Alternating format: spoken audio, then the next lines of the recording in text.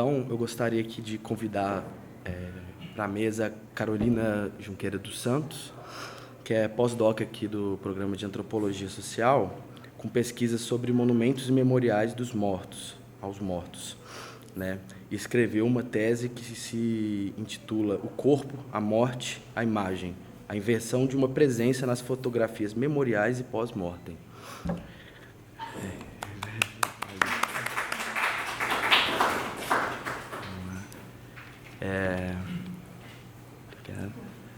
Gostaria aqui também de convidar a Andréa Barbosa, que é professora de Antropologia no Departamento de Ciências Sociais da Unifesp e é autora, entre outras obras, de São Paulo, Cidade Azul.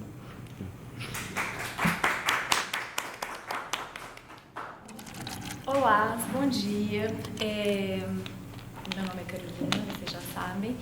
Eu estava conversando com a Tatiane antes de começar e falando que eu estava na dúvida sobre o que o microfone, sobre o que apresentar, porque, enfim, existiriam várias formas de entrar nesse assunto das imagens para mim. Eu sou da Belas Artes, faço pós-doc em antropologia, mas eu não sou da antropologia.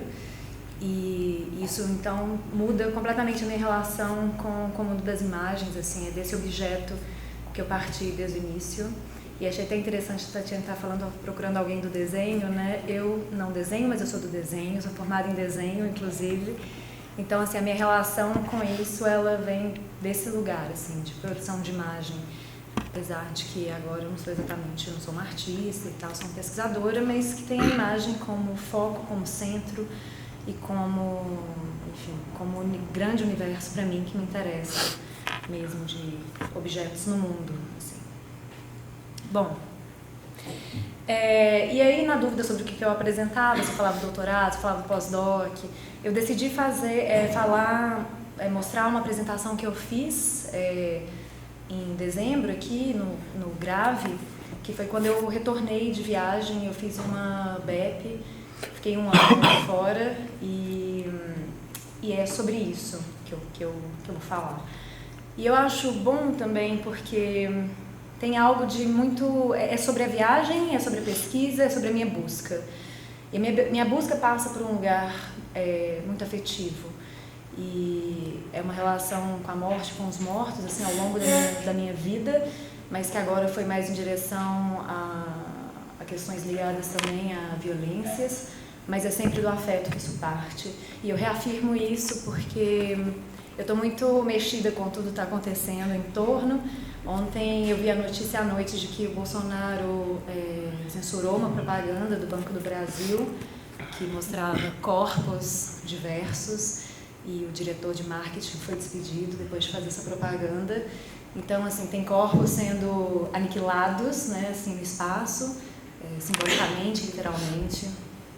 Então, eu acho que falar pelas vias do afeto é um gesto resistente também. O afeto é resistente. Então, reafirmo isso aqui. Vamos lá.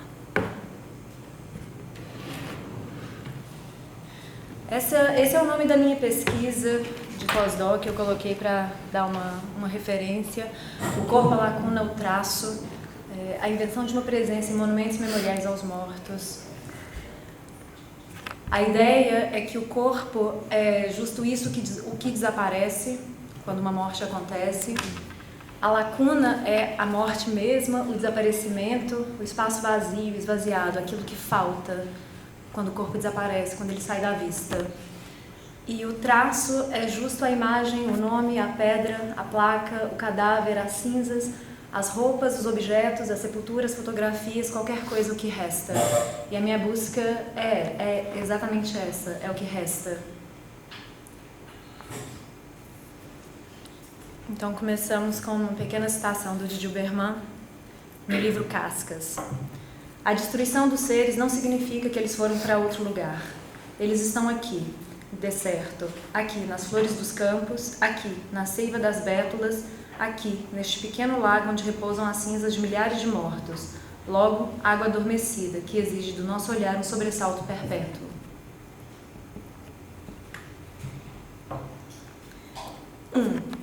Foi nos primeiros meses do ano de 1986 que eu soube que existia a morte. Meu pai me levara ao observatório de um amigo, fora da cidade, para ver passar o cometa Halley. Eu tinha 5 anos. Não foi tanto pela visão do cometa com seu rabo de fogo no meio da noite, ou por uma nova concepção de universo que talvez tivesse passado a existir na menina diante do imenso telescópio. Ainda me lembro de algumas sensações desse passeio: atravessar a cidade de carro, pegar a estrada no meio da noite, estar excitada com um programa noturno, seja lá o que fosse. A imagem do pequeno observatório num descampado escuro, olhar o céu. Lembro-me também de ter ganho na época um livro que contava a história do cometa Halley, mas me lembro, sobretudo, de ter sido esse cometa, em 1986, o que me trouxe pela primeira vez a ideia de fim. Meu pai me contara que o cometa passaria novamente na Terra quando eu fosse velhinha, e me disse algo como que ele e minha mãe já não o veriam mais. O cometa se transformou de imediato na prova material da morte para mim. Dali em diante, uma sucessão de medos e pensamentos recorrentes povoaram meu imaginário com a ideia da morte cada vez mais viva nele. Desde pequena perguntava: o que resta? E, mais desesperadamente, vamos nos encontrar depois de termos morrido? Em uma madrugada em que se sentia triste e cansado, meu pai me respondeu: não sei. 20 anos depois, ele morreu. Era já madrugada quando minha família e eu atravessamos uma longa estrada rumo a uma pequena cidade onde ele seria velado e enterrado. O céu estava plenamente iluminado com uma lua cheia e leitosa. Mal se viam as estrelas, mas havia a delicadeza das frágeis sombras das árvores no asfalto da estrada. Meses depois, arrumando os armários e gavetas do meu pai, encontrei a fotografia do cometa Halley. Na frente, o cometa desce pelo céu, atravessando seu pequeno recorte de universo, e quase escapa com seu rabo de fogo pela margem de baixo. No verso, as inscrições feitas pelo amigo do meu pai, com dados sobre o cometa, o tempo e a fotografia. Em 20 de março de 1986, durante 8 minutos, uma imagem se fez, portando para sempre o corpo do cometa, o corpo da menina pequena e o corpo perdido do pai. 2. No filme Nostalgia da Luz, de Patrício Guzmán, imagens do céu e do deserto se encontram e se confundem. O que vemos no céu, diz-nos o astrônomo, é o passado. O que se procura no deserto, diz-nos aquelas mulheres, é o resto do ser amado. Tanto o céu quanto o solo estão povoados pelos mortos, por vestígios de outros tempos e outros corpos. O que vejo na fotografia do cometa Halley é o passado dentro do passado, já sendo ele mesmo, o cometa, não contemporâneo ao momento em que o obturador ficou aberto por 8 minutos, engolindo o céu e sua imagem. A imagem do passado agora se faz presente, como parte do objeto encontrado na gaveta do morto. Como imagem que agora eu mostro e que exibe um céu. Como imagem que torna presente o pai e a filha. O que uma imagem mostra? A essa pergunta, uma resposta. A imagem mostra os olhos que a veem. Eu poderia então convocar Jorge de Dilberman ao texto para com ele dizer: o que vemos só vale, só vive em nossos olhos pelo que nos olha. E ainda com ele afirmar que o ato de ver só se manifesta ao abrir-se em dois. O que eu vejo me olha. E esse olhar retornado vem de longe, de um absolutamente fora da imagem, fora do suporte, além de todos os seus arredores imediatos. A imagem me olha com o olhar de quem tudo sabe, de quem se lembra, de quem me conhece. A imagem é o meu olho. Ela intermedia presente e passado, e talvez mesmo o futuro, para trazer ao corpo-imagem diante de mim o meu próprio corpo. Walter Benjamin diria que a aura é o poder da imagem de devolver o olhar. É no momento em que olhamos e somos olhados de volta que acontece a mágica da imagem, quando aquilo que torna único o que vemos, que torna único o nosso olhar.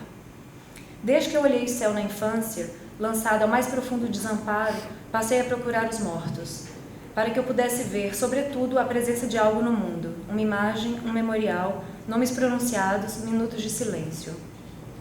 Do tremor que a descoberta me causou quando pequena, passando por aquela noite em que vi meu pai morrer, até esse exato momento, tudo se construiu em torno de uma pergunta: o que resta? 3. Restam cidades, estradas, florestas, estações de trem. Restam marcas no chão, marcas nas paredes e nos muros, corpos mutilados, cicatrizes profundas. Resta uma flor velha e murcha, uma carta escrita à mão, uma urna com terra e cinzas. Resta um corpo que se desfaz sob a terra, um banco de cemitério, o dever de cuidar do túmulo, retirar as tantas folhas do outono, regar as plantas ressecadas do verão. Resta uma mãe que chora, um filho órfão, restam casas vazias, cadeiras vazias, cidades vazias, países destroçados. Resta um álbum de fotos, objetos amados, restam lembranças doídas. Resta a ruína de um prédio, restam tiros nas fachadas, explosões marcadas no asfalto. Resta uma praça vazia. Restam cabelos, malas, canecas, óculos, retratos. Restam as marcas das unhas na câmara de gás. Restam cinzas humanas no jardim. Restam cascas velhas de árvores, restam pequenas flores que insistem em crescer em meio às valas comuns. Resta o tecido sintético da roupa misturado à terra. Resta o espaço esvaziado entre dois prédios. Resta o nome escrito na parede, resta o nome pronunciado em voz alta. Resta o silêncio, resta a paisagem. 4. Existe um mapa em que se pode ver a superfície do planeta, continentes, rios, mares, cidades, povoações. Nesse mapa faço riscos, faço marcas, mostro percursos facilmente empreendidos em trem, carro, avião. Mas nesse mapa não cabe a forma como verdadeiramente experimentamos a viagem. O mapa falha. Como então desenhar as inúmeras camadas de uma cidade, nossos trajetos e nossos amores, nossas histórias, erros, errâncias, nossas quedas, escritas, fotografias, nossos medos, encontros, desvios, a nossa solidão? Como inscrever no mapa o desejo que nos move, que nos moveu até aquele lugar, que nos faz partir, que nos faz voltar? Como exibir o grau de estrangeiridade que sentimos em cada lugar, ou pertencimento? Como mostrar em imagem a língua que muda, a linguagem que falha, o gesto tantas vezes trêmulo que enfim nos conecta ao outro? Lembro-me então de Ítalo Calvino e dos relatos de Marco Polo para Kublai Khan, nos quais lhe contava das cidades invisíveis. É ali que encontro o meu mapa. O percurso pelo livro me faz notar que são inúmeras as cidades que cabem dentro de uma cidade. E da mesma forma que a imagem é fruto dos olhos que a olham, a cidade pela qual se caminha é aquela que o próprio caminhante faz. A cidade se produz no desejo do viajante. Por onde andar, o que procurar, o que olhar, como sentir? O que do próprio viajante habita a cidade estrangeira?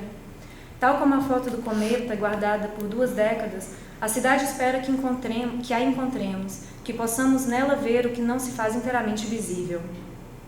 Disse Marco Polo a Kublai Khan, entre aspas, de uma cidade não aproveitamos as suas 7 ou 77 maravilhas, mas a resposta que dá às nossas perguntas. Fecha aspas.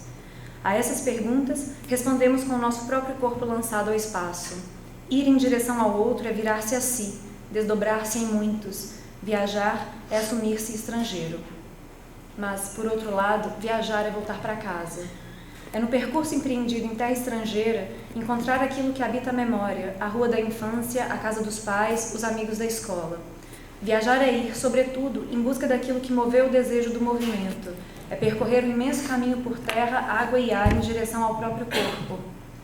Marco Polo afirma ser Veneza, sua cidade de origem, o lugar tornado implícito em todos os relatos que produz sobre outras cidades, como se ela fosse sempre o ponto de partida para ver, ou o ponto a que se volta, depois de ter visto. Diante da pergunta lançada por Kublai Khan, questionando o fato do passado estar presente nas viagens do seu interlocutor, Marco Polo lhe explica que o passado do viajante muda à medida que ele prossegue a viagem. Entre aspas. Ao chegar a uma nova cidade, o viajante reencontra um passado que não lembrava existir. A surpresa daquilo que você deixou de ser ou deixou de possuir revela-se nos lugares estranhos, não nos conhecidos. Fecha aspas. Eu diria que, também, aquilo que você se tornou, o que decidiu ir buscar, ainda que não pudesse, a princípio, nomear.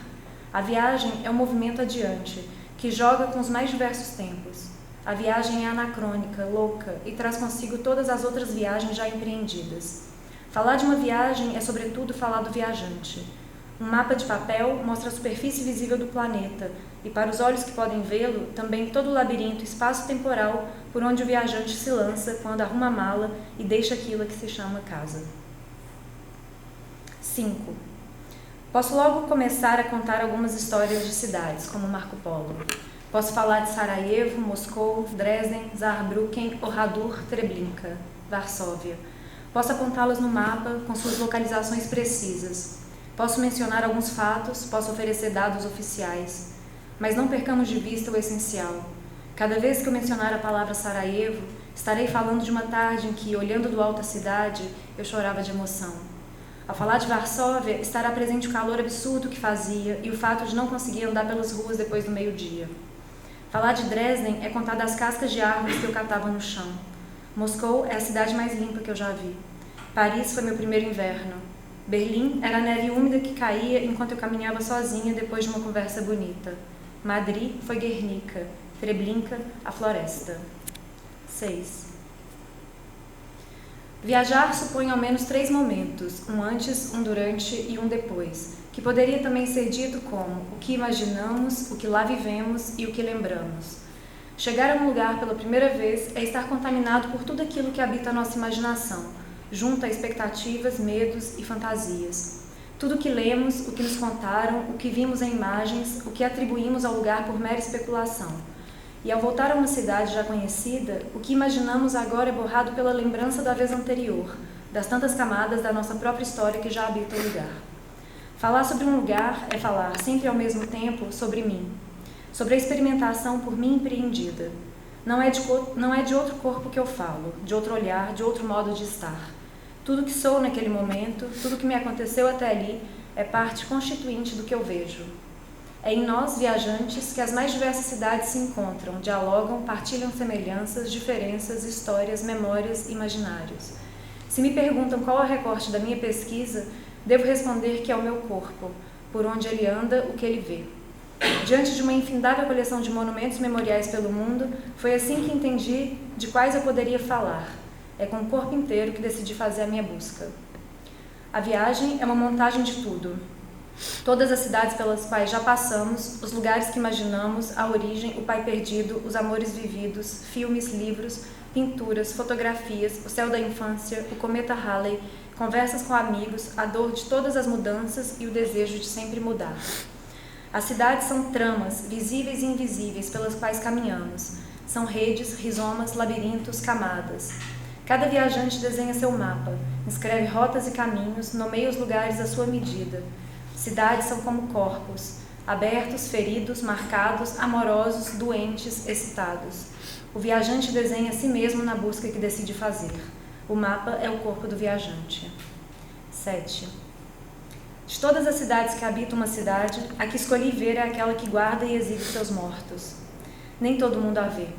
Projetando sobre o solo aquilo que vi no céu em 1986, procuro as marcas, os traços, os restos dos mortos, como estão presentes, como são chamados, convocados, exibidos, retirados, aniquilados, pronunciados, imaginados. O mapa da cidade dos mortos evoca imediatamente o céu. Tudo que nela se vê não está mais presente como antes, como corpo vivo, mas permanece via imagem, marca, lembrança. Permanece como aquilo que acessa nosso tempo presente, nossa passagem, nosso caminho atual. É agora que vemos, é agora que somos olhados. Os tempos dos memoriais são densos, complexos, abertos. Ver os mortos não é ver o passado, é ver o presente daquilo que outrora for um corpo vivo. É ver, no tempo de agora, o que restou. O que busco é o presente e a presença do que desapareceu. 8. Caminhando em Dresden, cidade alemã duramente bombardeada em fevereiro de 45, encontro um delicado monumento em homenagem ao artista romântico Caspar David Friedrich, que vivera a maior parte da vida ali e se dedicou a pintar, via paisagem, o que existia dentro de si. O monumento mostra uma cadeira ao centro, ligada pela proximidade e por linhas que se encontram acima dela, a um cavalete de pintura e a uma janela. A janela fala do mundo, o cavalete fala da imagem, a cadeira é o corpo do artista por onde tudo passa, onde tudo se encontra e se conecta, de onde tudo parte, olhar, gesto e o desejo. As plantas do jardim começam a subir pelas superfícies do monumento, fazendo do espaço ao redor uma paisagem viva. À frente da cadeira, uma inscrição do artista. O pintor não deve simplesmente pintar o que vê diante de si. O pintor não deve simplesmente pintar o que vê diante de si, mas também o que vê em si. Mas se ele não vê algo em si, então também deve deixar de pintar o que vê diante de si. Lembro-me então de uma reflexão do Sr. Palomar, personagem de Ítalo Calvino que percorre o mundo e a vida comum tentando organizar, sistematizar e elaborar aquilo que vê. Mas como é possível observar alguma coisa deixando à parte o eu? De quem são os olhos que olham? Em geral, se pensa que o eu é algo que nos está saliente dos olhos como o balcão de uma janela e contempla o mundo que se estende em toda a sua vastidão diante dele. Logo, há uma janela que se debruça sobre o mundo. Do lado de cá está o mundo, mas e do lado de... Não, do lado de lá está o mundo, mas e do lado de cá? Também o mundo. Que outra coisa queríamos que fosse? Com um pequeno esforço de concentração, Palomar consegue deslocar o mundo dali de frente e colocá-lo debruçado no balcão. Então, fora da janela, que resta? Também lá está o mundo, que para tanto se duplicou em mundo que observa e mundo que é observado. E ele, também chamado eu, ou seja, o Senhor Palomar, não será também ele uma parte do mundo que está olhando a outra parte do mundo? Ou antes, dado que há um mundo do lado de cá e um mundo do lado de lá da janela, talvez o eu não seja mais que a própria janela através da qual o mundo contempla o mundo.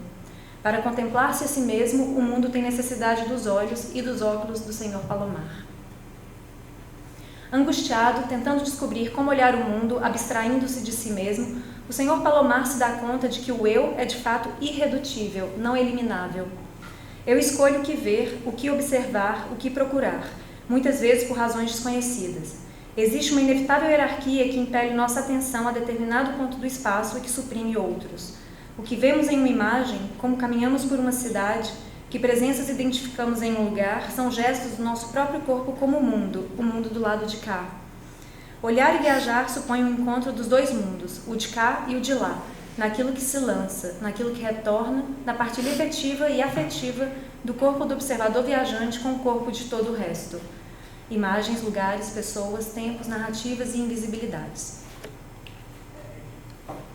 Durante os 3 dias em que estive em Dresden, visitei o monumento a Friedrich. Era verão, os dias queimavam de calor. Eu me sentava sob a sombra de uma árvore imensa que estava trocando de casca. Notei que por todas as cidades que eu passava durante o verão, essa mesma árvore estava presente e cercada de cascas ao redor. Fui então tomada por essa presença delicada das peles das árvores no chão. Passei a olhar os memoriais que eu buscava, também como peles soltas, peles mortas, mas visíveis, tangíveis e presentes. Era importante vê-las ali, as cascas. Elas me mostravam o tempo, o ciclo, a permanência. Permanência de algo que precisa se reorganizar para continuar existindo, que precisa mudar, se transformar, se perder para que algo continue. 9. Na pesquisa, como nas viagens, tenho sido estrangeira, mas levo em consideração quanto há de familiar na estranheza de me ver outra. Não sou antropóloga, não sou artista, não sei desenhar. No entanto, sou doutora em artes, formada em desenho e pesquisadora de pós-doutorado em antropologia. Para além da angústia recorrente que desejaria fazer desaparecer ao me nomear dentro de um lugar preciso, noto o quanto tenho espelhado viagem e pesquisa. Como se, para sair em busca, fosse preciso estrangeirizar-se em absoluto, lançar-se ao inteiramente novo na iminência de todos os riscos. E chega-me de longe a imagem de um homem a vagar. Um pai de família vivia em silêncio. Um dia manda construir uma canoa e com ela vai para o rio. De lá não sai mais. Dias e noites, anos e estações, segue o homem a errar entre as duas margens, sem nunca atracar. A esposa desesperada, os filhos desolados, o pequeno povoado pronuncia a loucura do canoeiro. Ele não volta. No mapa do viajante, a terceira margem do rio. Terceira margem que é feita da própria matéria viagem, lugar de invenção, criação, lugar de montagem, de infinitas formas de organização, de transformação, de desaparecimentos e aparições. O viajante põe lugares diferentes e distantes em diálogo. É através dele que as paisagens se encontram, em que se cria uma terceira via, lugar outro, sem matéria visível e tátil, feita do ir e vir do corpo no mundo, no rio, dentro da canoa simples, sem beira, sem porto. E ecoa ainda a voz de Guimarães Rosa. Digo, o real não está na saída nem na chegada. Ele se dispõe para a gente no meio da travessia. Em seu curto e belo texto, Escavando e Recordando, podemos imaginar que Benjamin fazia alusão precisamente a esse meio, o meio da travessia. Ele dizia que é no solo atual que desenterramos os objetos do passado e que, nesse trabalho arqueológico da memória, coabitam os diversos tempos. Pense então nessa coabitação dos tempos como o meio da travessia, a terceira margem do rio. A relação que estabelecemos com a memória não se dá tão somente no passado ou no presente, mas no escavar e revolver dos tempos, entre um e outro, justo no meio, no encontro, naquilo que une e separa. De Dilberman, no corpo que se lança, caminha, fotografa, escreve e imagina Auschwitz, propõe um olhar arqueológico que põe em cena o que vemos no presente, o que sobreviveu com o que sabemos ter desaparecido. Diante dos restos e nos arredores do nosso próprio corpo, presente e passado se convocam na elaboração de um tempo outro. A memória e o olhar trabalham arqueologicamente na constituição de uma narrativa temporal que fale do que vemos, do que sabemos, do que lembramos e do que não é dado a ver. Os fantasmas estão por toda parte, com seus restos, visíveis e invisíveis, presentes na paisagem. 10. Na abertura do filme Hiroshima Mon Amour, de Alain Resnais, escrito por Marguerite Duras, o primeiro diálogo entre o casal, estrangeiros em si, fala das marcas e restos da bomba atômica naquela cidade. Mostrando os dois corpos juntos na cama,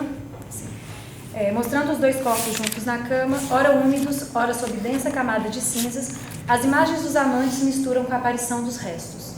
Fotos, explicações, reconstituições, na falta de outra coisa, diz ela. Mas ele, o amante japonês, a coloca e a nós diante de um impasse dos olhos. Ele: você não viu nada em Hiroshima? Nada. Ela: eu vi tudo. Tudo. Ela, a atriz francesa, relata ao amante o que vira: o hospital, o museu, o ferro retorcido, vulnerável como a carne, as fotografias, o calor, as notícias, as mulheres grávidas de monstros, o sofrimento, a pele humana, a praça queimando, os feridos, os sobreviventes, os homens inférteis, as chuvas de cinzas nas águas do Pacífico. Ele insiste: não, você não viu. Você não sabe, você inventou tudo, você não é dotada de memória. 11. Foi em 1820 que o poeta alemão Heinrich Heine disse de forma tristemente premonitória que, onde se queimavam livros, logo acabariam por se queimar pessoas. Pouco antes de um século depois, em 1933, a Alemanha viria a ser o palco dessa devastadora primeira cena, em pleno coração de Berlim. E a Polônia, logo a seguir, seria o cenário geográfico da construção alemã de 6 campos de desumanização e extermínio. Ao final da Segunda Guerra, 125 anos depois de proferida a frase de Heine, o mundo descobriu, aterrado, que milhões de corpos haviam sido assassinados, destruídos, queimados e aniquilados. Os livros são os corpos, as ruínas são os corpos, a cidade é um corpo. Cada marca de tiro na parede de um edifício, cada explosão de morteiro no chão da rua, cada cimento que agora veda uma pequena ou grande destruição, os prédios sendo pintados, as ruas sendo novamente calçadas, as pernas faltantes nas pessoas, os braços, a visão. Filhos órfãos, homens baleados, meninos sobreviventes, lugares de memória sem marcas, uma rua qualquer, um pátio de escola. 12, para fechar. Para adentrar o álbum de fotos, porque haveria fotos depois, mas...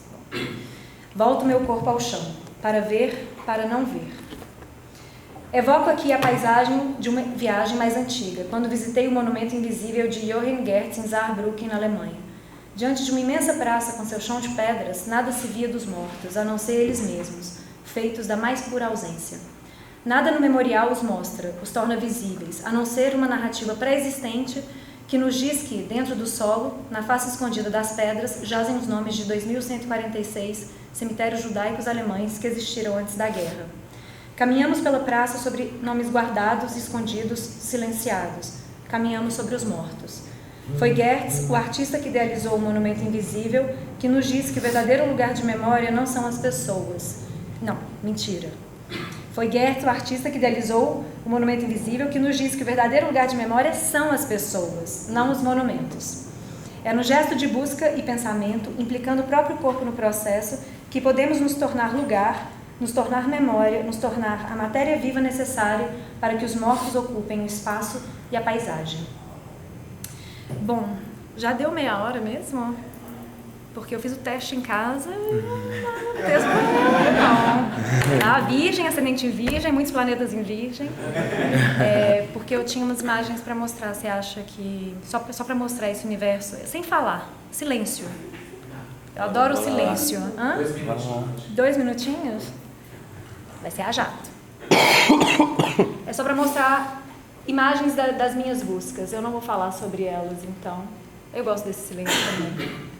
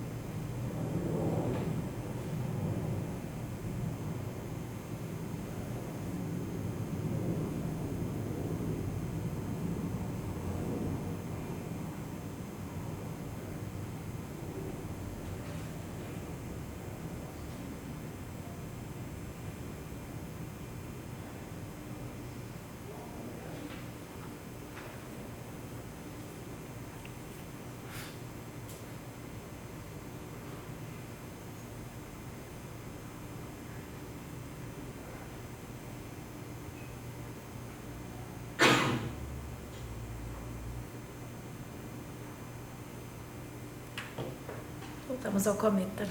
É isso.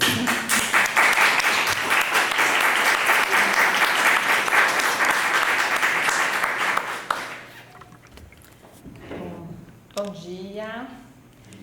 Primeiro eu queria agradecer ao pessoal da organização da Cesta do Mês. É uma delícia voltar aqui para uma das minhas casas. Eu sou uma mulher cheia de casas.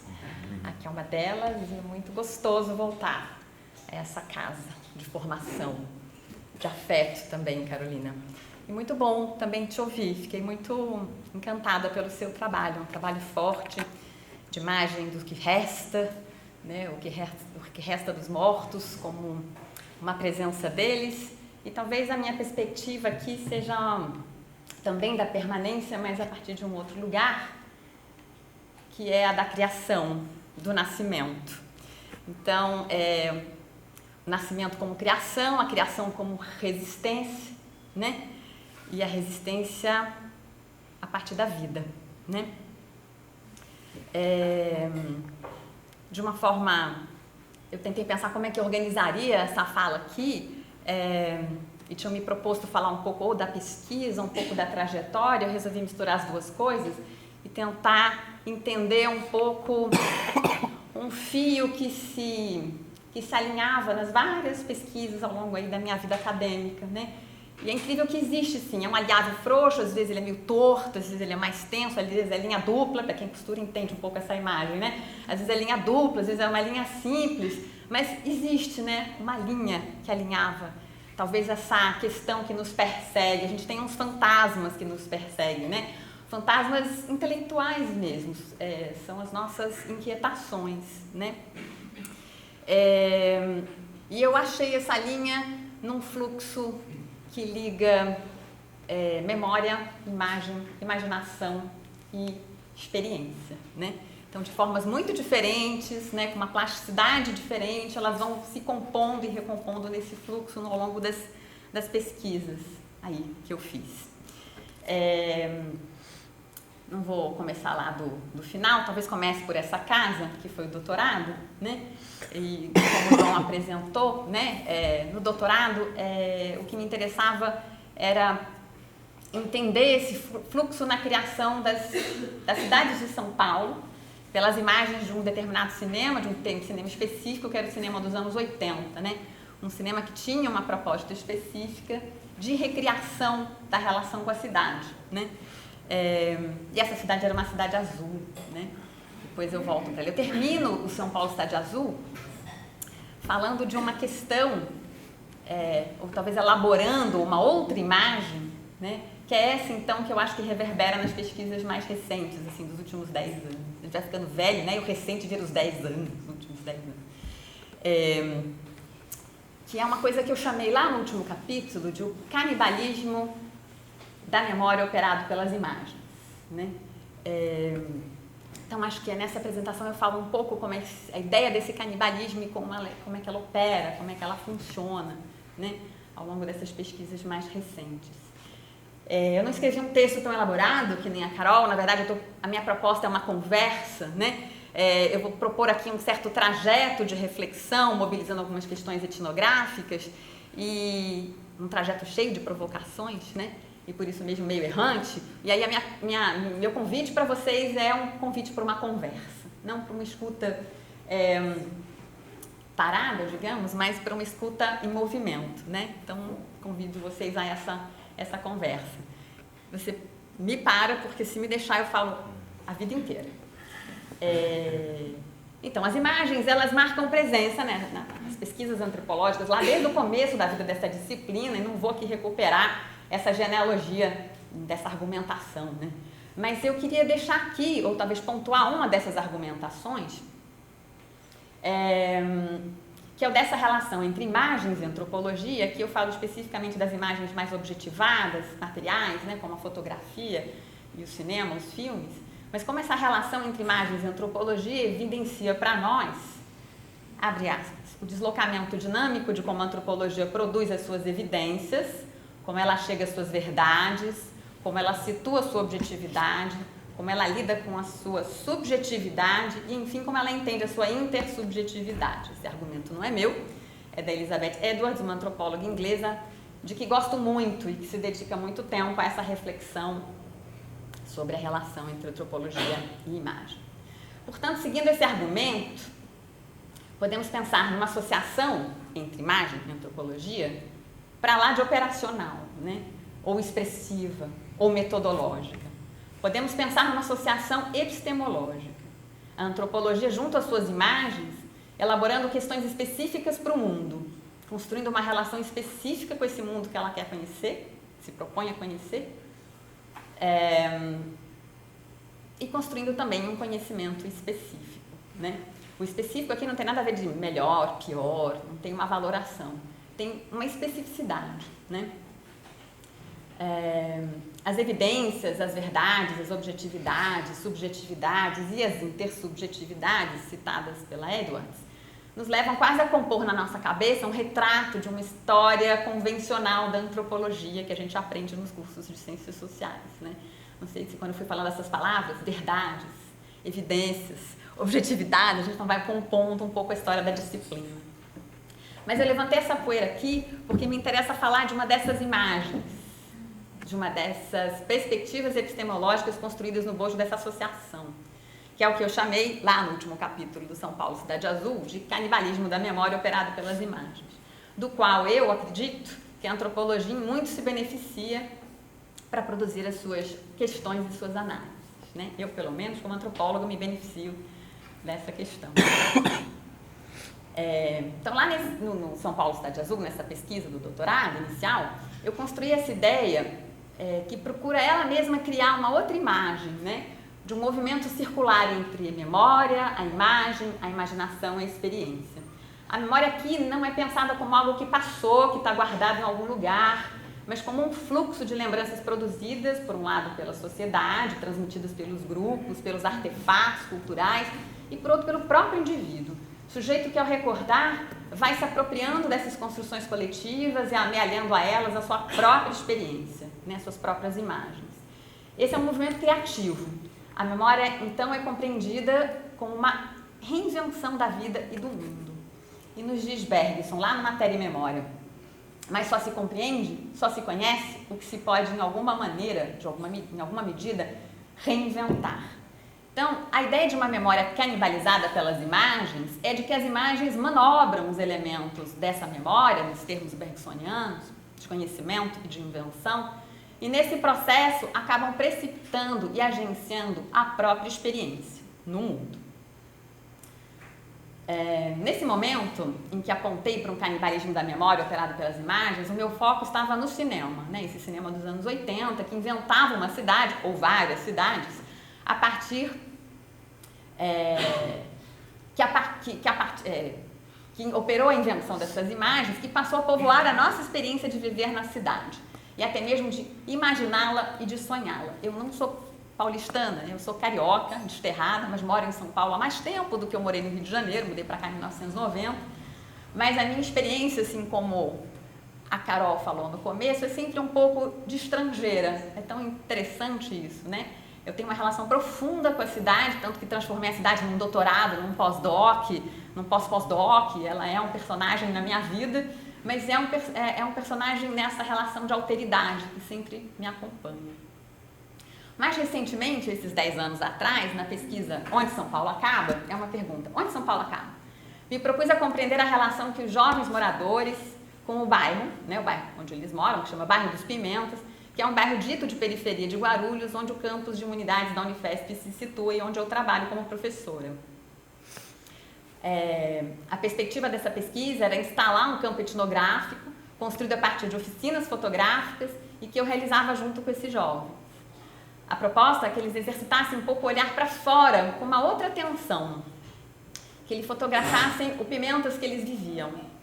Nas oficinas, além de fotografar, olhávamos para as fotografias produzidas, falávamos sobre elas, e nesse primeiro momento, muitas vezes a relação com a imagem era quase um reflexo, uma exposição racional do que estava na foto, como aquele do Isso Foi, do Roland Barthes, né? Com mais tempo, outras narrativas surgiam a partir da troca de olhares. Interessante perceber isso, né? Um primeiro movimento, eu vou falar disso um pouco mais para frente, é sempre uma reação à interlocução que está sendo realizada lá, as relações que estão sendo construídas, e em que termos essas relações elas são construídas. E na medida que as relações se movimentam, também a relação com as imagens se movimentam, e a fala a parte delas também. Com mais tempo, outras narrativas surgiram, né? A partir dessa troca de olhares. A praça não era mais a mesma praça para todos. O picho no muro também não era o mesmo. E esse debate acabava trazendo para o centro da conversa as várias ideias ou imagens sobre o bairro. Muitas embebidas de uma relação defensiva em relação ao que eles imaginavam, que uns e outros imaginavam sobre o bairro. Principalmente nós da universidade, né? Se esse era um tom presente nas primeiras imagens e conversas a partir delas, que eram fotos de prédios, shoppings, as falas eram no sentido de demonstrar que o bairro não era mais um aglomerado de casas autoconstruídas, fábricas e terrenos baldios, cheios de mato, o mato que volta de outro jeito depois, inclusive. Não era mais um bairro ermo e perigoso, ou seja, essas fotografias dialogavam com uma imagem pré-concebida que vinha nas falas dos pais e familiares que sofreram muito preconceito por morar lá. Então era muito recorrente essas imagens que queriam defender, né, o bairro, essa imagem estereotipada e externa, a partir das falas dos pais e dos mais velhos, que tinham que mentir ou esconder na hora da entrevista de emprego que moravam lá. Eles diziam que moravam no Bom Sucesso, que era um bairro próximo, mais antigo, mas que não era tão mal falado que nem o bairro dos Pimentas. Então a gente já começa a vislumbrar aí uma produção da imagem a partir de uma canibalização da memória coletiva do morar naquele bairro, né? Do bairro perigoso, que não se pode externar, que se tem que esconder em alguma medida, né? Com o tempo, outras imagens foram surgindo e ganhando mais espaço na hora da conversa. Tanto imagens materiais, as fotografias, como imagens mentais dessas memórias que eram trazidas ao longo dessas apreciações. E essas fotos traziam um afeto ao lugar e a relação com as pessoas com quem se compartilhava o cotidiano, né? Saía da esfera da reação a uma previsível, né, imagem externa do bairro para passar a pensar por quê? Porque que teve essa mudança. Eu acho que teve também a mudança a partir das relações. Né, nas oficinas todo mundo produzia imagens, não só os interlocutores, os jovens que aderiam às oficinas. Eu produzia imagens, os estudantes da Unifesp produziam imagens, as pessoas na rua produziam imagens. Tinha uma certa quase promiscuidade de produção de imagens que era muito interessante para a gente como esse fomento dos vários percepções daquele espaço. E o que vai produzir, que eu chamo em outro lugar, que não vou entrar aqui, nessa invenção de paisagens. No fundo, o que a gente produzia eram invenções de paisagens do bairro a partir dessa grande promiscuidade de imagens que a gente ia produzindo e conversando. Bom, mas voltando aqui porque eu trouxe, né? Essas imagens que vinham num segundo momento e que traziam muito mais o afeto ao lugar e a relação com as pessoas, por exemplo, o que eu encontro nessa imagem, que é a minha preferida, das, 800 imagens que a gente produziu, 800 a 1.200, não fiz a contagem ainda, tem tanta ainda, e chegam mais, as pessoas vão mandando e vão chegando, né? Não sei o que vocês veem aí, né? Eu também não vi muita coisa lá no começo, né? Mas quando ela entra na roda e começa a ser apreciada, a gente começa a entender e começa a caminhar junto com a Bárbara que fotografou e percebendo as relações que estão atravessadas nessa fotografia. Não tão visíveis para a gente, que não compartilha esse cotidiano, mas muito visíveis e expressivas para quem vive o cotidiano. O que eu enxergo aí é uma fotografia interessante, né, em que as roupas coloridas contrastam com uma certa monocromia do fundo, um pouco de terra, um pouco de cinza, né? O céu está nublado, mas não está chovendo. Isso foi um dado que todo mundo levantou na conversa. Não está chovendo e a roupa está no varal. E aí, essa imagem, no fundo, assume para o grupo o que virou o título dela, um sentido de que, putz, é dia de lavar roupa, tem água na rua, não tem água todo dia, né? Então, não chove, tem água na rua, é dia de lavar roupa. E rola uma conversa inteira sobre as estratégias de sobrevivência, de articulação, de organização do espaço, de moradia, da cidade, de colaboração, a partir de uma imagem que mostrava um monte de roupa no varal, né? Então, esse é um outro tipo de potência da imagem, que não era aquela da imagem reativa, da imagem-reação, que também é uma potência de articulação da memória. Essa é outra. É uma outra potência de articulação da memória, é uma outra forma de canibalizar essa memória, né? Aí uma memória do presente, uma memória da articulação dessa que é construída no cotidiano. Bom, se uma das possibilidades ou potências da fotografia nesse contexto etnográfico que eu trago aqui é fazer falar e todo o processo mnemônico associado à experiência vivida, inclusive da reatividade. Eu não falei do mato, né? O mato que entra num segundo momento aí do afeto de um outro jeito. O mato, no primeiro momento, a mesma foto, ela é toda articulada em torno do o terreno baldio, é o mato, o Estado não está presente, a gente precisa se organizar. E o mato, a mesma foto, chega num segundo momento, e não é qualquer mato, é um terreno baldio cheio de árvore de mamona, não sei quem tem também essa experiência na vida, e aí rola assim, o que a gente faz com a mamona? Guerrinha de mamona, e toda uma série de lembranças da infância, do que era mamona, o que doía, o que não doía, o que o pai gostava, o que não gostava. Então vieram várias brincadeiras, tem uma série de imagens sobre brincadeiras de infância, algumas eu trago aí, inclusive. Não é aqui, é aqui. Como é que é aqui?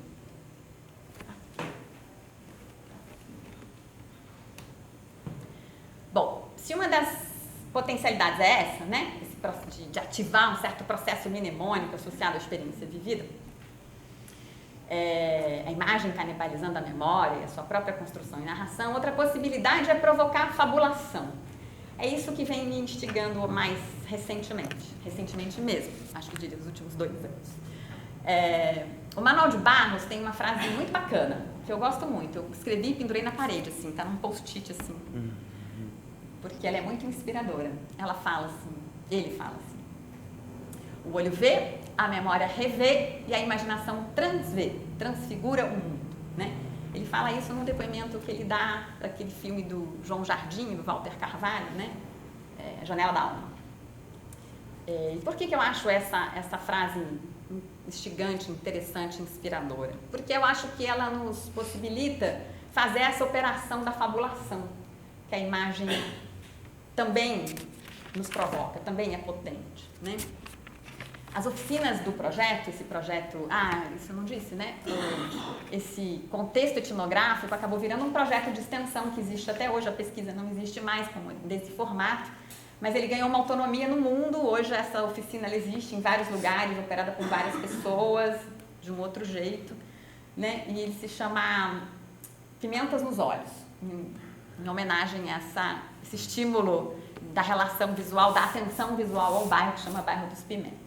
E uma brincadeira que Pimentas nos Olhos não é refresco, né? Quem vive no Pimentas, não sei aqui quem conhece, quem teve o prazer, e eu tenho o prazer de trabalhar lá, eu digo isso que eu gosto muito de trabalhar lá, e tenho muitos amigos nos Pimentas, quem não é, mas não é refresco.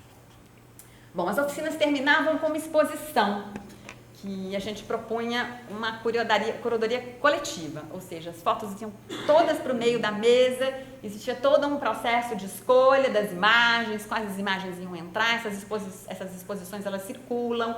Uma vez veio até para a USP, aqui, ficou aqui, aqui nesse saguão da FEFELESH, num determinado momento, mas circula muito pelo bairro, já foi para o Rio de Janeiro, bom, circula muito no bairro, em várias escolas, centros culturais, mas também vai para fora. E isso estava na mira das pessoas. Escolher essa foto que fala para fora, né, é uma coisa que cria uma certa tensão. Aliás, todo o processo cria uma certa tensão. Não é um processo harmônico, eu diria. Todo o processo é de grande tensão. Justamente porque a gente coloca em encontro e confronto essas várias subjetividades, né, voltando lá para Elizabeth Edwards, criando esse contexto de intersubjetividades, que é onde aí eu acho que esse tipo de pesquisa se situa. E nessa curadoria coletiva, em algumas edições, principalmente nas primeiras edições, a estratégia escolhida, por motivos variados, desde que não tinha dinheiro para ampliar a fotografia, até uma certa curiosidade do grupo de tentar entender como é que essas imagens, essas fotografias chegavam no público, interagiam com as pessoas que iam às exposições, foi o que foi chamado, digo foi porque foi uma coisa coletiva, não sei quem disse essa palavra, mas no fundo ficou como uma etiqueta, a interatividade. O que era isso, né? As fotos eram expostas, não é aqui, é aqui. As fotos eram expostas, eram impressas, xerocadas, impressas em preto e branco, ou seja, não tinha nenhuma qualidade artística, não tinha nenhuma preocupação com uma qualidade artística. Isso vai aparecer em outros momentos, em outras oficinas, em outras exposições, mas nesse momento a questão era de fazer com que essas imagens quebrassem o elo da arte, quebrassem o distanciamento de uma exposição em que as pessoas não podem manipular essas imagens, interagir com essas imagens, mas o que se queria no grupo era que as pessoas de fato conversassem com essas imagens materialmente. Então as imagens eram expostas desse jeito e a gente dispunha uma caixinha cheia de canetinha colorida, canetinhas hidrográficas, e as pessoas eram convidadas a desenhar sobre as fotografias, né? Interagir com as fotografias de uma forma criativa, elas recriando as imagens a partir das suas próprias referências, né? Esse movimento foi muito rico, né? Essas fotos recriadas, elas são muito interessantes, isso demandou uma outra discussão no projeto, com as pessoas que fotografavam.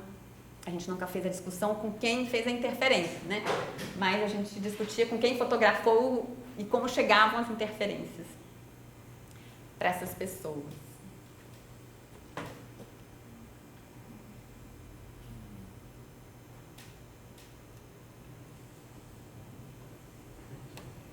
Deixa eu beber um pouquinho de água, gente.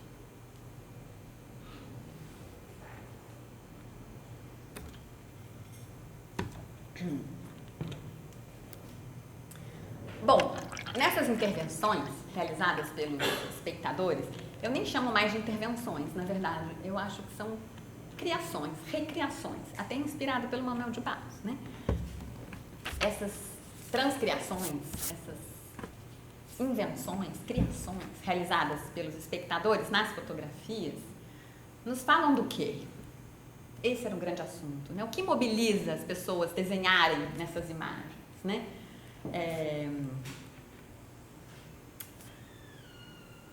Eu acho que é esse poder e essa potência das imagens que eu trouxe um pouco mais à frente, que é o da fabulação, né? Então, essas intervenções, essas criações, elas falam de seus desejos, dos sonhos, né? Como no desenho das flores, sobre a foto, que tem um monte de lixo, uma criança numa pracinha, aquela lá de cima, né? Ou as crianças brincando, não é? No balanço de uma pracinha vazia. E aqui, nesse processo, a fotografia é um ponto de partida. A imagem fotográfica, ela é um ponto de partida para a formação de uma outra imagem, nunca fotografada, mas tão real quanto a fotografia exibida, né? Então, a potência do fabular nas imagens, ela se constrói justamente nessa relação do imbricamento da memória e do desejo, criando uma experiência, né? Então, aí a imagem que é criada não é mais uma imagem, são várias imagens, né? A gente podia pensar até numa imagem intermediária que a gente não vê, que não é visível, é a imagem dentro das pessoas. Essa imagem que está, as imagens mentais, as imagens afetivas que em relação com essa imagem original, que a gente pode dizer assim lá, exposta, cria essa terceira via, né? Essa terceira imagem fabulada. Essa sim, muito real, mas não necessariamente aquela da fotografia, né? Esse potencial de fabular, eu acho que é um outro tipo de canibalismo também da memória, né? Então, eu falei que era um trajeto meio torto, né? Eu alinhava às vezes meio torto, às vezes duplo, às vezes com linhas simples, porque de fato eu escolhi trazer aqui uma conversa com vocês, um processo que ainda está se produzindo aqui, né? Essa pesquisa de 10 anos, ela plantou muitas sementes, tem muitos brotos, e cada vez que eu olho para ela, eu pego um broto diferente. Agora o broto da vez é esse aí, né? Essa questão da fabulação e de como eu posso... Eu antes não associava isso ao canibalismo, eu imaginava o movimento do canibalismo, só essa imagem das primeiras versões que eu contei para vocês, né? Mas eu vejo ela também uma outra forma de canibalizar a memória, né? Memória como essa referência do sujeito individual que amealha, né? Tanto as referências coletivas quanto as referências individuais, né? A gente, no final dos anos, em 2014, 13 e 14, e terminamos em 2015, a gente fez um filme chamado Pimentas nos Olhos, em que a gente produziu, tentou sistematizar um pouco essa experiência das oficinas, que na época tinha 6, 7 anos, né? E tinha esse acervo fotográfico grande. E o que eu percebi na época é que nas conversas para pensar o filme com os interlocutores, e aí tinham alguns, virou um núcleo de quem era mais presente, de quem era mais atento, ativo no projeto, e pensando em 6, 7 anos, muitos do que fizeram oficina quando eram estudantes do ensino médio já viraram estudantes da Unifesp depois, de outros cursos, mas entravam no projeto de uma outra maneira. Tem também uma circularidade dos lugares de ocupação dos interlocutores ao longo do projeto. O projeto de longa duração tem um pouco isso, né? Que existiam 2 movimentos importantes que apareciam quando a gente olhava atentamente para os processos de curadoria coletiva, né? A curadoria coletiva, as imagens escolhidas para compor as exposições que iam circular, eram imagens que, de uma certa forma, tentavam construir uma narrativa coletiva, né? Uma história de todos, uma história do bairro, né? Apesar das várias leituras diferentes, das várias experiências diferentes de vida no bairro, né? E aí uma escolha que eu fiz foi pensar em alguns personagens que pudessem mostrar suas trajetórias individuais muito específicas para além de uma certa narrativa coletiva que tentava dar uma certa homogeneidade para essa experiência, né? As imagens produzidas ao longo das oficinas, elas tinham essa potência, elas nos evidenciavam muito isso. Mas na curadoria coletiva a escolha era sempre para uma narrativa totalizante e coletiva, né? E aí o filme tem um pouco também esse diálogo, né? São indivíduos, sujeitos escolhidos que narram suas experiências específicas, que dialogam com essas imagens que narram uma história coletiva. Então, o filme cria uma tensão, na verdade, né? Entre as imagens da história coletiva e as imagens que eles criam com as suas narrativas orais sobre a sua experiência de vida. Isso é muito interessante, né? Bom, aí, pensando nisso tudo, né, nessa trajetória meio torta, o que eu acho interessante para trazer também aqui, de uma forma para finalizar, é que eu percebo essa relação entre imagem, os processos de construção da memória, a própria imaginação, né, aqui tida como uma fabulação, e a experiência. Esses processos eles precisam ser muito olhados de perto a partir dos seus contextos de produção, né? O que eu quero dizer com isso? É que nem a imagem, nem a memória, nem a experiência são elementos estanques, objetiváveis, né? Objetiváveis e generalizáveis, mas eles estão sempre nesse fluxo de elaboração a partir dos elementos trazidos pela experiência evocada pelo ato de fotografar, por exemplo, no caso das oficinas desse projeto, mas também esse ato de fotografar provocado pela interação da pesquisa, que ela já em si é uma provocação, provocado também pelas leituras possíveis dessas imagens que aconteciam em diferentes momentos nesse processo, que faz falar, que faz fabular, e mesmo pela experiência de criar uma outra imagem a partir de um presente que é compartilhado e dos desejos que nascem dele, como as imagens que foram recriadas a partir das fotografias na exposição, né? Então, voltando lá àquele argumento lá do comecinho da fala da Elizabeth Edwards, né, o caminho que eu escolhi trilhar era por entre essas provocações epistemológicas das imagens, né, uma pesquisa antropológica, na que eu faço, pelo menos, é a questão da construção das intersubjetividades, né? Esse, para mim, na verdade, é a questão epistemológica central. A questão do fluxo das imagens, da produção, da fabulação, elas são muito interessantes, mas elas só acontecem por conta desse contexto específico que é criado, para esse tipo de etnografia específico que é construído. Então, quando eu falo que não é um processo fácil, não é um processo harmônico, né, é um processo tenso, é tenso porque o tempo inteiro você está em risco, né, ao colocar a sua subjetividade em jogo, né, em confronto, em encontro com essas outras no contexto, né? Então, as imagens que se criam e as potências mnemônicas, né, e desse fluxo que se criam a partir, que eu trago aqui a partir das imagens, elas dependem também dessa perspectiva epistemológica da construção da etnografia a partir do encontro intersubjetivo. Se não fosse assim, acho que seria um outro caminho. Não sei se melhor, não sei se pior, não sei se mais frutífero ou não, mas esse tem sido bastante instigante, tem jogado bastante sementes, e acho que era um pouco isso que eu queria jogar na conversa para a gente mais para frente debater. Muito obrigada.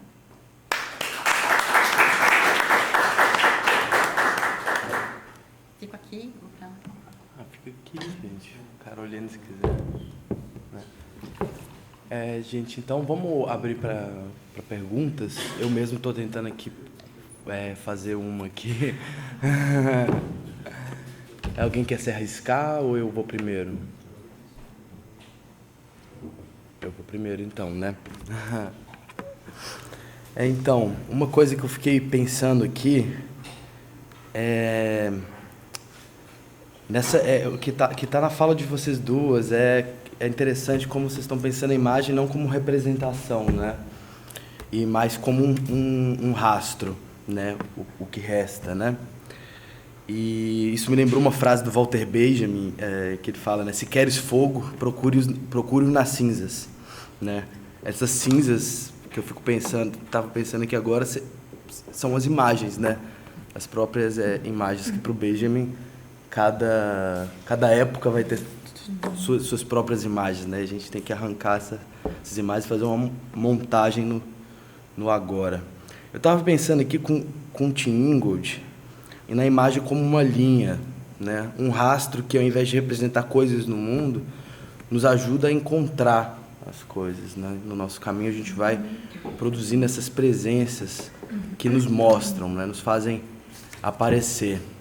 Uma primeira pergunta que eu gostaria de fazer, pensando no nosso presente, né, nossa conjuntura perigosa, né, eu acho que mais que nunca eu estou aprendendo o que o Benjamin estava querendo dizer do momento de perigo que a imagem dialética aparece para a gente, né, o perigo de nos tornarmos instrumentos da classe dominante, de cairmos, né, por exemplo, numa censura de uma propaganda, né, essas coisas que a gente está vivendo.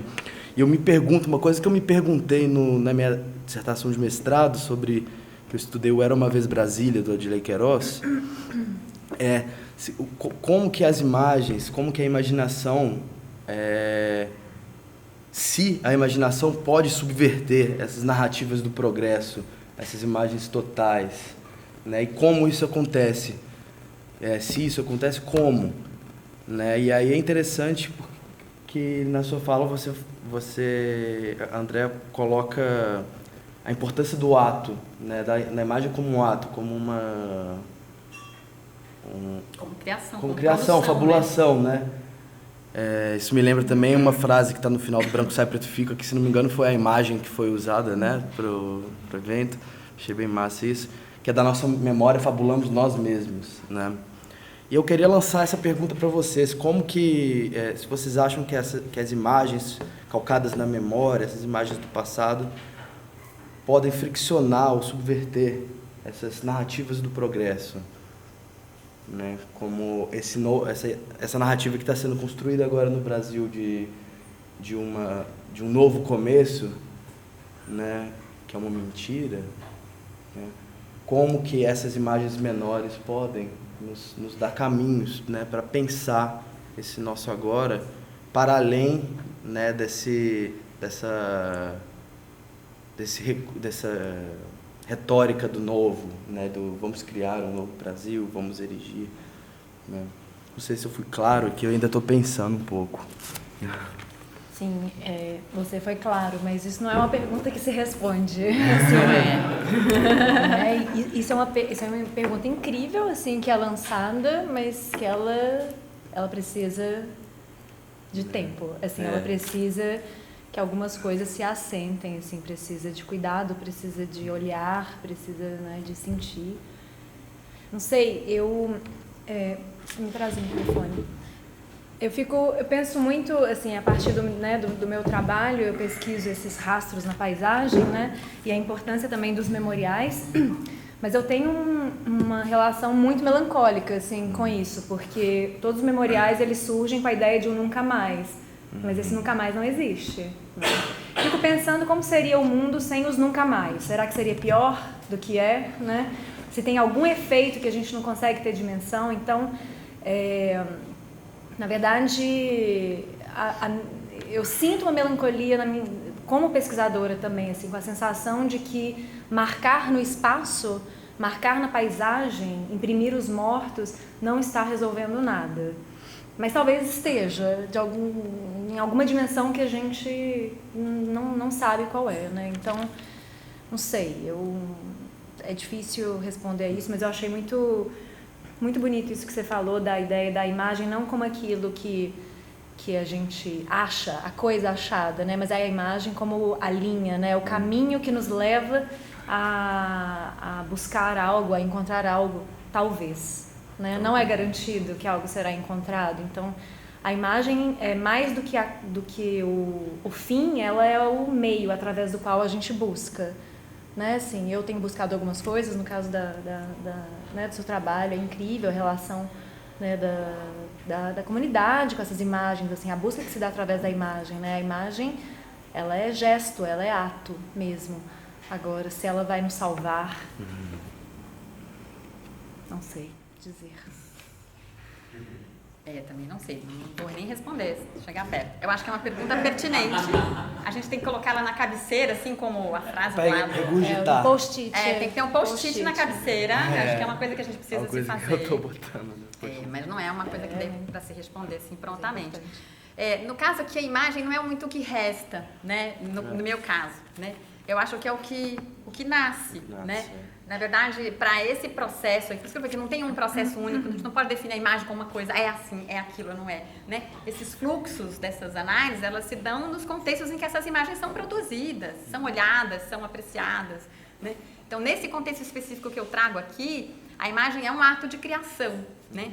De um espaço que se via nulo, inexistente, né? Então, nas primeiras conversas sobre o bairro, que bairro?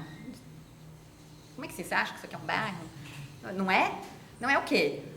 Não sei, então fotografa, né? Mostra aí o que é para você, né? Então vai mostrando o que é e vai criando o bairro com as imagens. Não só o bairro, as relações, a relação com a memória, né? Então são pequenos atos de invenção desse lugar vivido, desse lugar experienciado. E aí sim, né, lançando mão de todas as suas referências, essas memórias dos familiares que tinham vergonha, o progresso do shopping e dos prédios altos, que de alguma certa forma aparece no começo, depois ele vai desaparecendo para dar lugar a essa imagem do pequeno, da criança pulando corda, né, do picho no muro que faz sentido para ele, né? Então, nesse sentido, são intervenções no mundo, invenções do mundo, essas imagens, para eles, nesse processo específico que eu trouxe aqui, né? Acho que diferente das imagens rastro, dos monumentos, por exemplo, que são outras inscrições no mundo, invenções do mundo que buscam outras questões, são mobilizadas por outras questões, né? Agora, eu acho que a atenção ao pequeno, para mim, tem sido um caminho de tentar entender como as pessoas lidam com esses processos. Lá no bairro dos Pimentas é um bairro, como eu disse, meio periférico, não é um bairro, né? Não dá tempo de explicar, mas é um treco enorme, tem 320 mil habitantes, né? São vários bairros juntos, é uma região, né, que é chamada de Os Pimentas. E que é um lugar que é marcado por essa violência, né? A violência contra os corpos negros, a violência contra os corpos imigrantes, a violência contra os corpos pobres, né? Mas, ao mesmo tempo, é um lugar de uma potência, de uma vida que eu fiquei muito surpreendida há 13 anos atrás, quando eu fui trabalhar lá, né? E fui completamente, acho que, instigada, né, a trocar olhares com essas pessoas para entender de que forma elas conseguiam construir a vida desse jeito. Então, eles relembram seus mortos, mas eles não inscrevem os mortos nos memoriais. Mas eles estão presentes, né? Nesse canibalismo da memória em que aparece, né? Em que aparece o terreno baldio, em que aparece a brincadeira, mas aparece também que é um lugar que foi de desova de corpos. Isso está lá, está inscrito de alguma maneira, né? Então, essas coisas todas, elas aparecem, esse canibalismo dessa experiência toda aparecem nessas imagens, né? De uma forma não para todo mundo, como você disse, Carol, né? Tá muito nos olhos de quem olha, né? E nos olhos de quem está no processo de provocação da produção dessas imagens. Então, talvez até eu consiga enxergar, porque junto com eles, porque eu estou no processo da provocação, da produção dessas imagens, né? Mas não tem um jeito único de olhar para a imagem como subversiva ou outra, né? De construir esse Brasil que a gente acha falacioso, né? De uma reinvenção, né? Então, não sei, não dá para responder, né? Mas eu posso, a partir da sua fala, só falar mais uma coisa também. Eu quero até fazer um comentário, assim, dessa sua imagem, mas tomando um pouco, assim, a sua fala inicial sobre essa coisa das imagens que restam, né? Porque eu quero só dizer, assim, que, na verdade, quando eu falo sobre o que resta e a imagem que resta, não significa que ela esteja estática. Uma imagem jamais está estática, porque não estamos, né? A imagem, ela muda sempre. E eu, por exemplo, dou o exemplo daquela imagem do cometa Halley que eu comecei, porque eu redescobri essa imagem do cometa Halley e a lembrança do cometa Halley no final da minha BEP. Eu precisei ir para muito longe e precisei percorrer muitos lugares para lembrar do cometa Halley, porque essas últimas imagens que eu mostrei antes de voltar ao cometa, uma imagem é um muro em Sarajevo cheio de tiro, cheio de, né, o muro estourado, que algumas pessoas desenharam estrelas nesse muro. E depois eu achei um muro numa igreja em Barcelona, explodido pela Guerra Civil, uma bomba na Guerra Civil, que no momento em que eu olhei, ele já virou um céu. Virou um céu porque eu já tinha visto o muro com as estrelas de Sarajevo. E na hora que eu vi esse céu, logo depois eu lembrei da foto do cometa Halley na gaveta do meu pai, que eu tinha encontrado 13 anos antes. E aí foi a hora que eu entendi que a minha relação com a morte se estabeleceu aos 5 anos de idade, quando eu soube do cometa Halley. Ou seja, eu precisei ir para Sarajevo e depois ver o muro em Barcelona para reencontrar a foto do cometa e descobrir que a minha relação com a morte surge aí. Então, assim, nenhuma imagem está imóvel, está estática, nunca, jamais, porque enquanto a gente se movimenta, as imagens se movimentam, né? E a própria imagem do monumento em que as plantas estão dando uma Elas nova configuração, comendo, muito interessante. tem a marca de bomba no chão e a planta está nascendo em cima da marca de bomba, e é isso. E o que eu queria comentar dessas imagens, só para finalizar a minha fala, é que eu achei muito, muito incrível e muito lindo, assim, e é isso, na verdade, isso que está acontecendo materialmente aqui, é o que acontece, de fato, com todas as imagens. Diante de qualquer paisagem, de qualquer imagem, a gente coloca os nossos bonecos. Na verdade, eu tiro todos os bonecos, sempre. Assim, é isso. Enquanto é que uma criança viu 2 crianças no balanço, eu teria visto fantasmas. Porque é isso que meu olhar vê na paisagem. Ele vê esses lugares esvaziados. E aqui uma criança viu as outras crianças. Então, esse procedimento que foi feito à mão, né, assim, com a canetinha, é o que a gente faz sempre. Então, é muito bonito ver isso acontecer de uma forma muito natural, num gesto infantil, de inscrever na imagem aquilo que já é a imagem, porque é o olhar dela. Né? No caso, não foi nem uma criança, foi um adulto. Um adulto, talvez, pensando na sua própria infância, sim, né? Mas isso é interessante, é isso exatamente, é essa projeção, essa fabulação que a gente faz a partir das imagens e com a produção das nossas próprias imagens, né? Eu acho que esse movimento é interessante de pensar, sim, né? E pensando lá no caso dos Pimentas, toda a fabulação é uma fabulação de vida.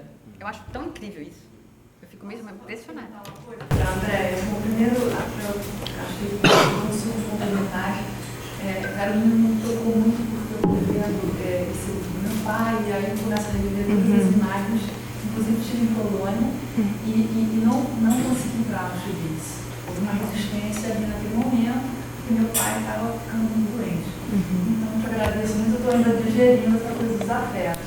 Mas, voltando a essa imagem, eu achei muito interessante, André, eu queria saber se foi o acaso que você trouxe ela para nós, porque se esse momento de criatividade faz você reagir, e a gente está sempre reagindo com relação às imagens que nos tocam, eu achei interessante porque ela é muito atual no momento que a gente vive, na questão de gênero que me toca, porque eu não sei se foi por acaso essa luta que inverteu as imagens do azul e vermelho, rosa, azul e vermelho, E eu acho que é legal se isso passou na cabeça dessa pessoa, ou se esse momento que a gente vive de tanta violência de todos os jovens. Eu queria saber se isso rolou nessa condição dessa vida. Então, a gente não tem como saber o que passou na cabeça de quem fez a intervenção, porque a gente não estava lá quando ela aconteceu. Quando a gente chegou na exposição, ela ficava lá e as pessoas iam fazer as intervenções, a gente via depois. Às vezes eu via algumas pessoas fazendo, tipo aquela menina botando as florzinhas, eu fotografei ela fazendo, mas nesse caso não. Mas nas conversas, né, que a gente fazia conversas nas exposições periódicas e tal, essa questão do gênero apareceu. E era uma questão muito presente na Unifesp, por exemplo, né? Essa discussão toda. Dos jovens moradores, interlocutores que faziam parte do processo, para vários também fazia parte do repertório de questões. Não sei se para quem fez, fazia, né? Mas é interessante como a gente vê, né? Como a Carol falou, como a gente põe os nossos bonequinhos, ou tira os bonequinhos. Você viu ele isso, botou os né? bonequinhos trocados, e você viu a razão dos bonequinhos trocados, entendeu? Da cor trocada. Trocada não, no seu caso não é trocada, né? É o não normativo, talvez, né? Mas é interessante isso, né? Essa imagem aqui dá pano pra manga, né? A gente fica falando dela a vida inteira. Tem que mandar pra Damares.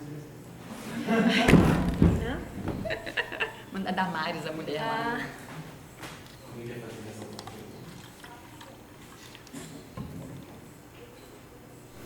Cara, nas suas andanças na Polônia, estou falando na cabeça, porque eu vou muito diferente nessa minha parte. Teve um monumento que me chamou muita atenção, era um memorial aos mortos, que era uma intervenção de um artista contemporâneo. Ele colocava umas cadeiras de ferro numa praça, e era maravilhosa, justamente era uma praça onde houve a ignorância, onde de lá os alemães separavam quem ia para Auschwitz e quem ficava. Isso foi em Cracóvia? Em Varsóvia. Em Varsóvia? Não, em Varsóvia eu não vi. Em Cracóvia tem um com cadeiras também. Não, então em Cracóvia, desculpa. É? Do outro lado, Cracóvia e Kupur. Que tem as cadeiras na praça onde eles esperaram para ser deportados. Eu achei muito tocante esse memorial. Mas não algo que não se deve produzir mais, ao contrário, né? Como? Não algo como você falou, né? De memoriais de nunca mais. Mas memoriais, sim, de marcação da presença do corpo no espaço, é isso. Não é exatamente do nunca mais, mas corpos Não estiveram por esqueci, aqui. E é isso, agora está habitado por fantasma. Porque parece que as pessoas levaram cadeiras para sentar e esperar, então depois, no final, algumas cadeiras restaram. E são essas cadeiras, igual os sapatos, tem uns sapatinhos na beira do Danúbio, que judeus foram assassinados na beira do Danúbio e para que os corpos já caíssem no Danúbio e fossem embora. Mas fizeram que eles tirassem os sapatos, porque os sapatos eram valiosos. Então, hoje o memorial são os sapatos à beira do Danúbio. Então, você tem muitos memoriais que são esse resto mesmo, assim, isso que não é exatamente o corpo, mas é um resto de onde o corpo esteve presente e está lá com marcação de, mesmo que não seja para nunca mais, esse fantasma está definitivamente marcado nessa paisagem.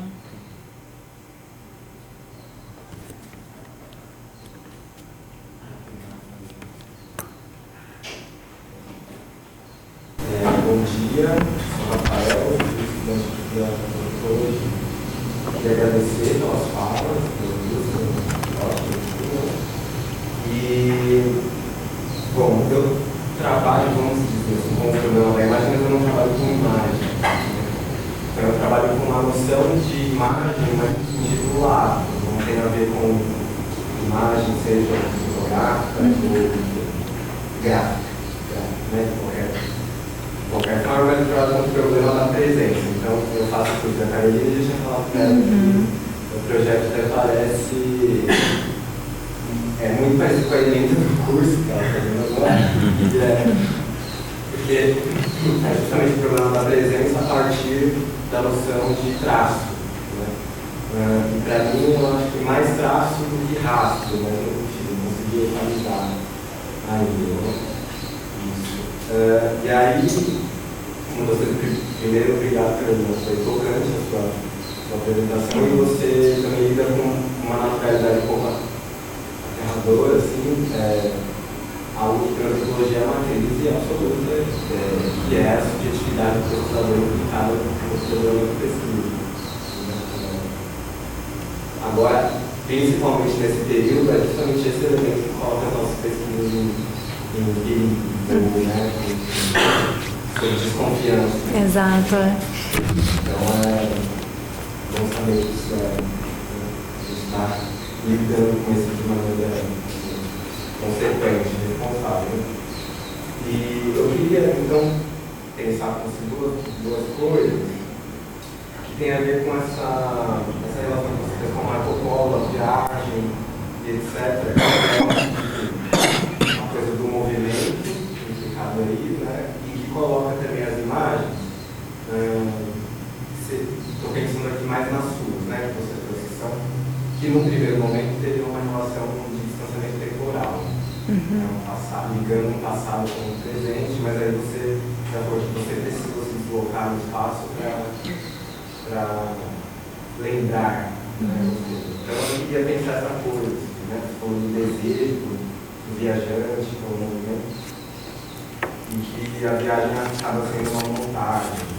Né? Uma das coisas que você falou, pegando, né, vários autores, é que a memória, pensando nos memoriais, etc. A memória não está nos memoriais, mas nas pessoas. O que eu creio dá ao traço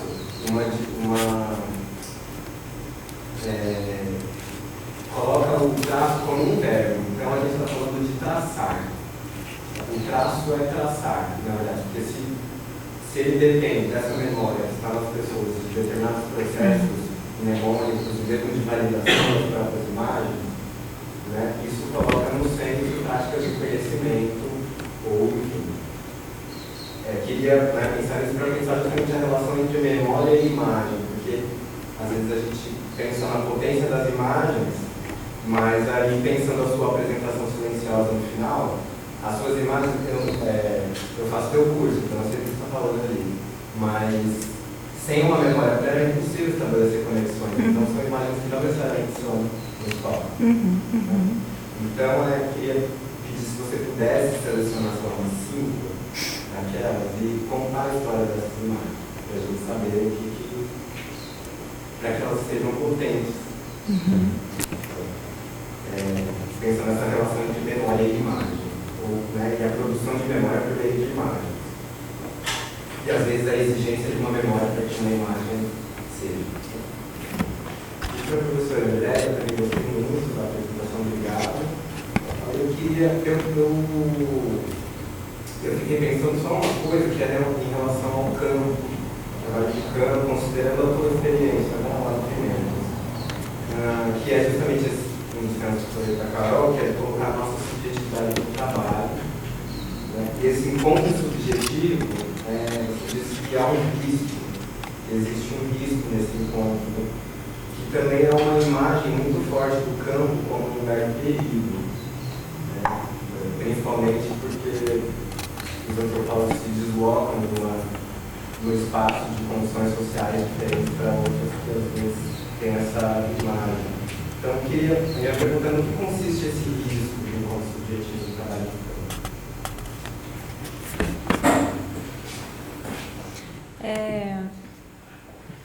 Tem tempo para responder? Sempre o tempo é um problema. Mas, eu gostei muito de te ouvir também, Rafa. O que eu sinto como pesquisadora é que é preciso colocar o meu corpo nesse movimento, né? As coisas estão no espaço e é para serem vistas, assim. Para mim não interessa pensar no memorial, claro, vez ou outra eu vou trabalhar em sala de aula, trazer um memorial que eu não visitei, mas para mim é importante que eu vá ver, que eu vá sentir, que eu vá ver a paisagem com aquele memorial, que eu sinta o cheiro, que eu veja as pessoas, que eu veja a forma como elas interagem também, né? Que eu sinta algo para além de ver uma imagem no Google sobre aquele memorial, né? Então, e eu acho que tem um gesto aí também que é um gesto de rememoração, é um gesto de colocar o meu corpo nesse lugar que valida o verdadeiro monumento como corpo, não o memorial, né? Não a pedra. Então, para mim, é um gesto mesmo assim de vida, e um gesto político, e um gesto de pesquisa, ir ver para sentir para poder falar. Então, o meu grande gesto é ir mesmo. Então, acho que eu falo muito de viagem, muito do movimento, Porque a pesquisa para mim é movimento, a busca é o movimento, eu falo da viagem, a peregrinação e a busca como 3 verbos em comum, na verdade, né? E bom, existem muitas peregrinações, as peregrinações pelos livros, a peregrinação na internet, do tipo, como a gente busca algo, né? A gente busca de muitas formas, assim, e meu corpo está em movimento nisso. Achei bonito isso que você falou também do traço como gesto, né? Que talvez mais do que o traço seja o traçar, o essencial, né? Que é o traçar essa própria busca, que é traçar o corpo no mundo, né? Procurar os traços, mas no gesto do traçar. Tem a ver com a coisa da linha, né? Também a imagem menos como traço, mas a imagem como traçar, né?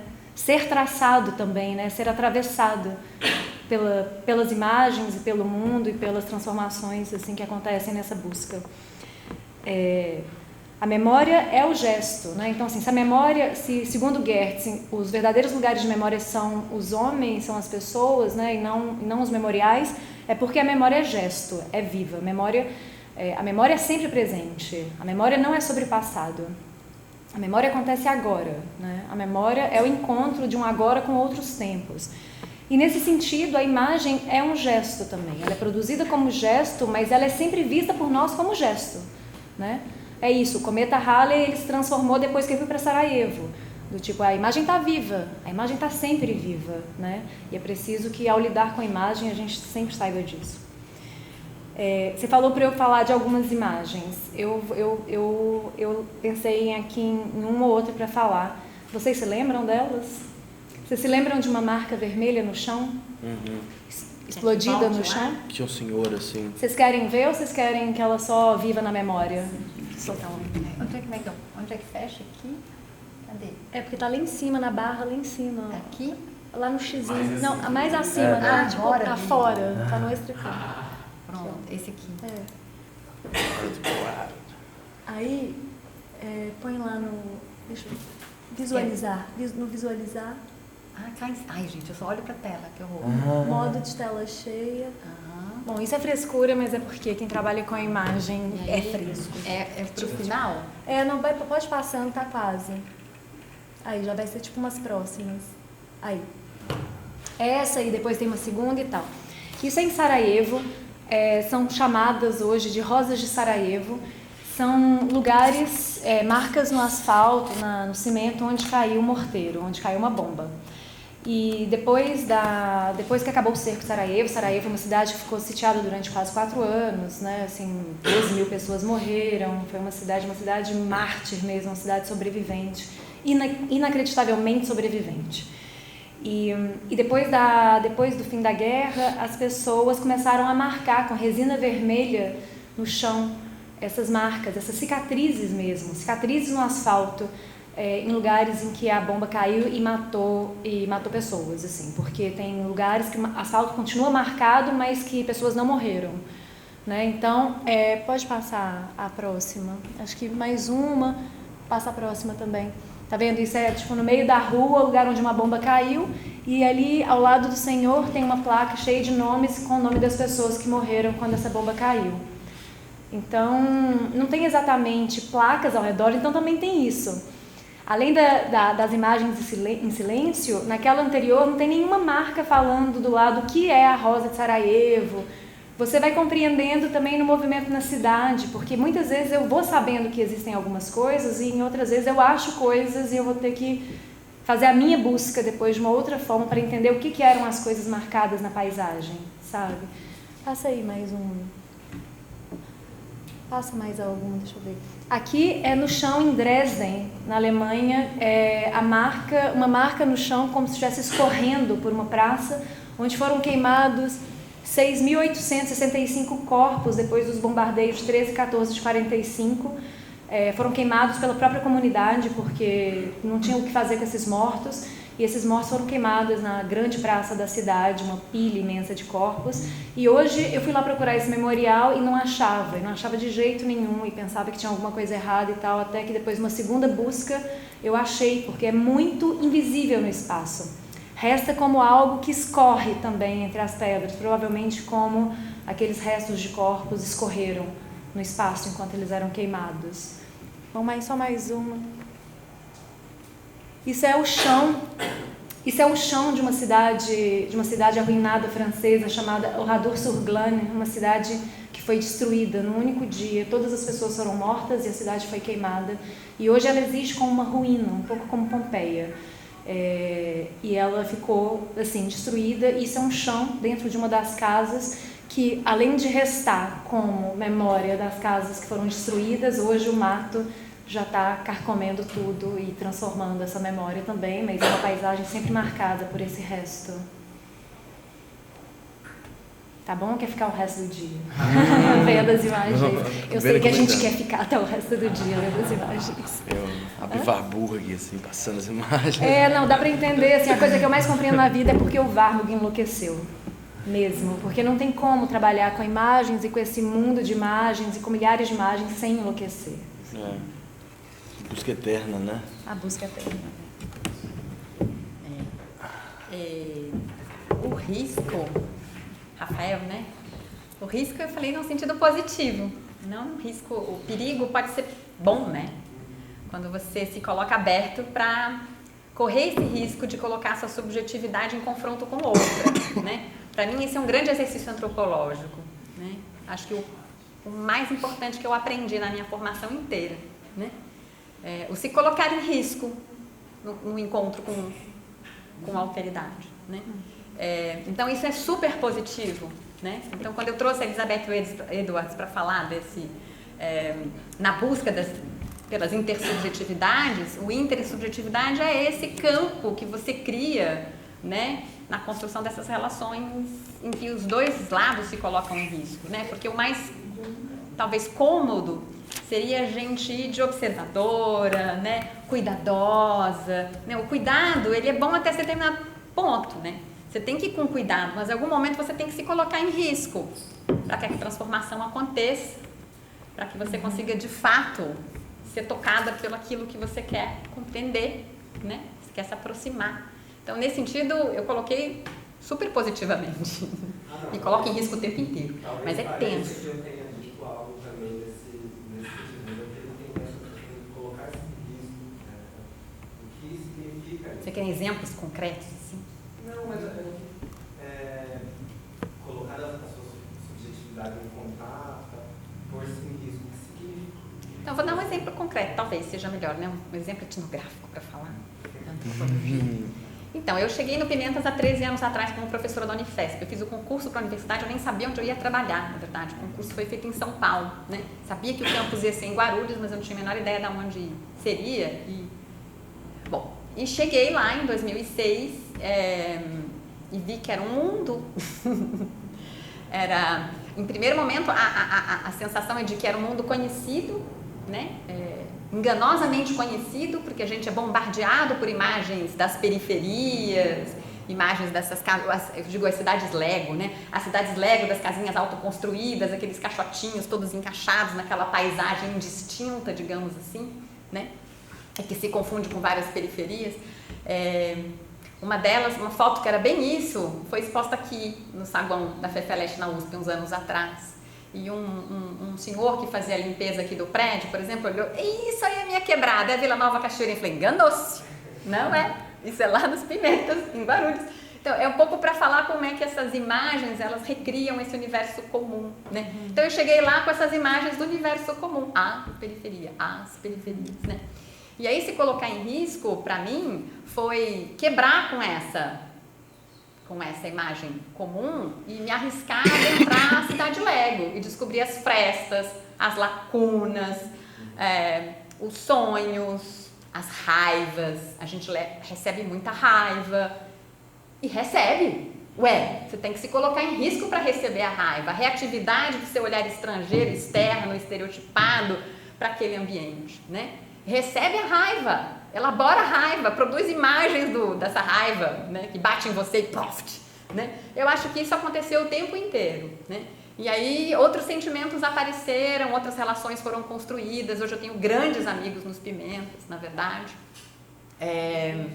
E também construí uma outra relação, né? Eu consigo ainda enxergar a cidade Lego, ela existe, não é uma falsidade, né? De fato é uma estética que ela é compartilhada, mas ela é uma possibilidade, né? Então, se colocar em risco, primeiro é receber a raiva do outro, primeiro é receber o olhar do outro questionador em relação a você mesma, questionar os seus problemas de pesquisa, questionar a sua abordagem em relação às próprias imagens que são colocadas na mesa por eles, receber o olhar deles sobre as suas imagens, né?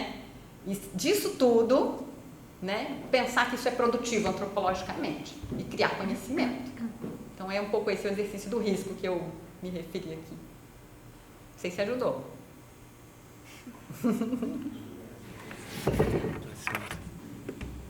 Tá.